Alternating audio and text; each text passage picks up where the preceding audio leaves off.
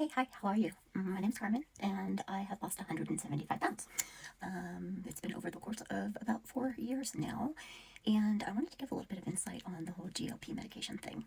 A lot of people are really upset because CVS Caremark, the PBM, they have decided that they are going to make Wegovy and Saxenda their formulary, and they are axing Zepbound as a covered drug without a prior authorization or just not at all.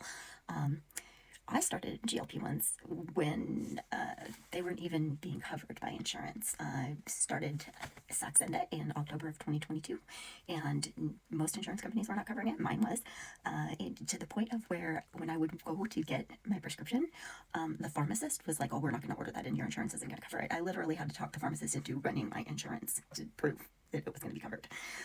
And subsequently, every time I get a fill, they'd be like, "Oh, this is going to be out of pocket." So there just wasn't availability for even the Saxenda. It was hard to get it covered.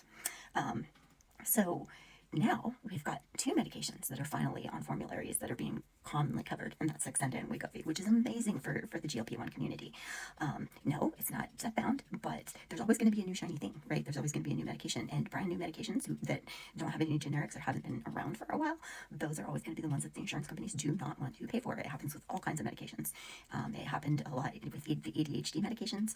When Vyvanse first came out, it was $900 a month, and insurance companies were not going to cover it. They're like, "Nope, it's Ritalin or nothing." So that's just sort of some context to think about. Like, we are living in a time where GLP-1 medications are being covered by insurance, and that was a huge fight to try to get them to do so. So don't get lost in panicking about being without the Zepbound. Especially if you were started on Zepbound and you had never been on the other GLP-1 medications, there's no way for you to know that it's not going to work for you, because it certainly worked for me. Saxenda worked great for me. It went into shortage, so we switched to Wegovy. Wegovy worked great for me. I absolutely loved it. I do not like Zepbound. I had tried Mounjaro for a month, using it for off-label, and I absolutely hated it. It made me feel so ill, and I'm currently on Zepbound because Wegovy was in shortage, and I'm going to stay on it because I anticipate that there might be a little bit of supply chain issue while they're ramping up because of all of the coverages that are happening. So it's great that these medications are being covered.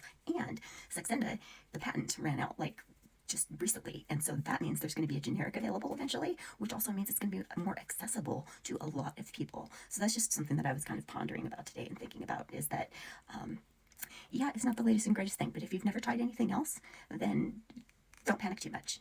Don't convince yourself that it's not going to work, because that may not necessarily be true.